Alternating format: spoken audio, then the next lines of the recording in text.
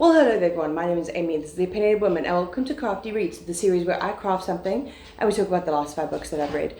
This is the first official Crafty Reads of my 2025 reading, so I'm very excited. I've got some really great books here. I'm going to be working on a scrunchie. I sell these scrunchies on my website, or you can just DM me on Instagram or TikTok. If you're interested in them, they're really cute. They come in a bunch of colors. I still have to add this color to my inventory, but it's the shade that I call Emily. So if you want one, DM me, go to my website, everything's linked down below. But other than that, let's get into the books. Now, I didn't start off the year great. I read No One Can Know by Kate Alice Marshall, and I've really liked Kate Alice Marshall's writing in the past. I really enjoyed Rules for Vanishing, which is like a YA slightly magical thing, but now she started to write a few more thrillers. And the thing is, I do like her writing, but I just feel like this one didn't really hit in the way that I wanted it to. So following our main character Emma, who has just found out that she's pregnant and also just found out that her husband has lost his job. So she and him have to move back to her hometown and live in the house that her and her other two sisters own.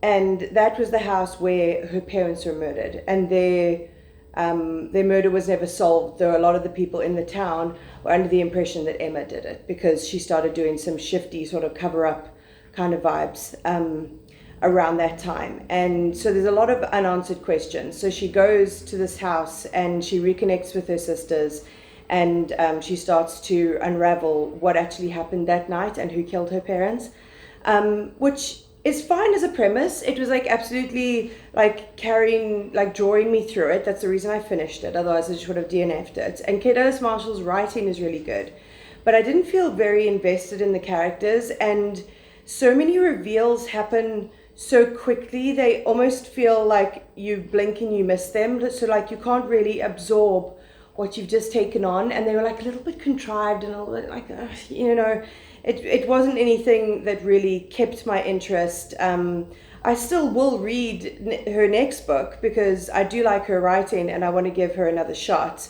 But yeah, this one didn't really hit the mark. A book that really did hit the mark was Family Law by Elizabeth Acevedo.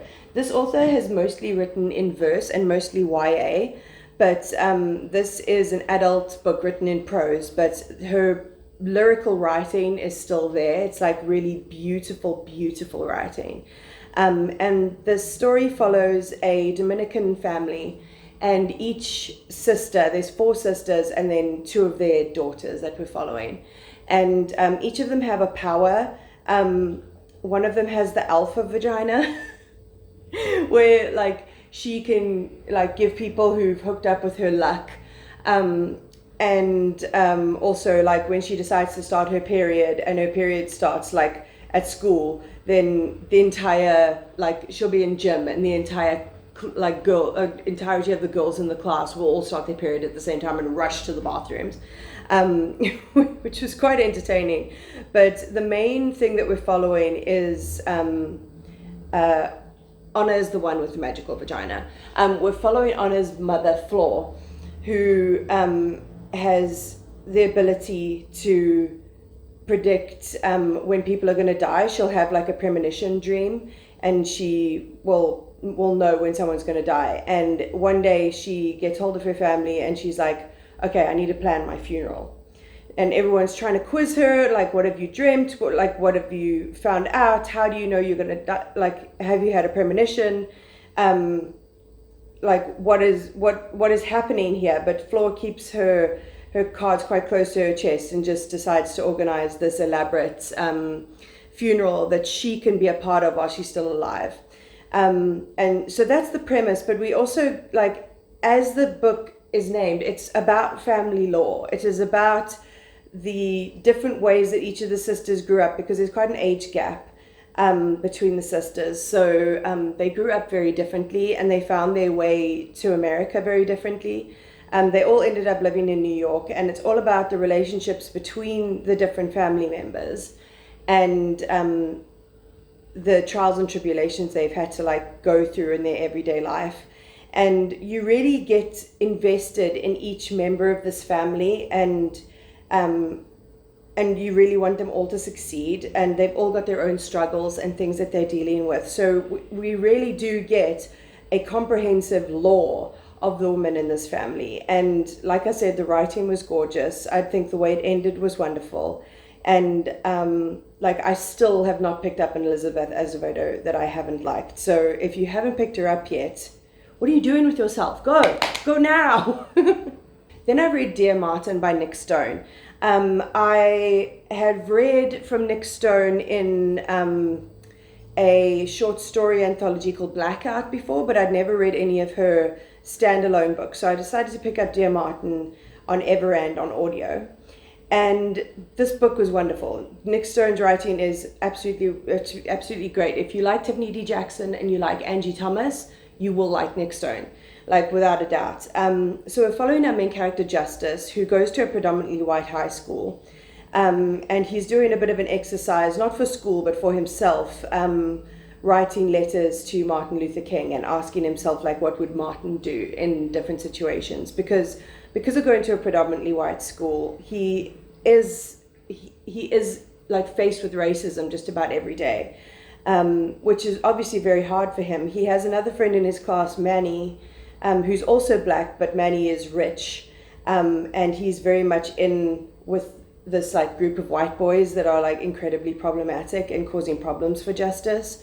So he has to face racism at school, and then it starts to spill out into his outside life as well. He's from a poor background, and he lives at the school in a boarding house. But the main focus of this book is police brutality, so like big trigger warning for that. So he isn't just suffering from, like, you know, dealing with racist assholes in his like school life. He's also dealing with it on a systemic level, and it's absolutely heartbreaking. It's beautifully written. There is another book called Dear Justice, and I think there's going to be one called Dear Manny as well. I don't think that's published yet, but it's a really insightful, heartbreaking look into the world of a black teenager living in a predominantly white society and how the system treats them. And if there's anything to convince you to read more of Nick Stone's writing, this book will do it. Then I read a nonfiction, and that's Football, She Wrote by various authors. This is a book about football written completely by women. I am obsessed with football. I'm a big Chelsea fan. I watch the women and the men. I watch the England men's team, and I watch the England women's team, the Lionesses. And like it's a very, very important part of my life. So I got this book given to me by my dad, who like sort of ignited my love of football. And these are just essays written by various women that are involved in football in some way. Some of them are journalists, some of them are just fans, some of them are part of like starting grassroots programs within their communities for like women. Like there's one essay where a woman sets up a football league for moms, and another one that set it up for disabled people, specifically suffering with Parkinson's disease. And some of the essays are like about journalists trying to deal with covering this topic they love, that is football, but being in a very male-dominated sort of world, which is really interesting. And then some of the essays give you the history of football, like women's football throughout the years and how it came to be, and who were the like cornerstones of the people that were basically fighting to make it legal for football to be played by women as well, and the establishing of the WSL and stuff like that, which was really incredible. It is based in the UK. The particular essay that really stuck with me was the one about Fran Kirby losing her mom. I'm very close with my mom, and I absolutely freaking love Fran Kirby. And I was having a bit of an emotion day when I read that essay, and I absolutely freaking sobbed.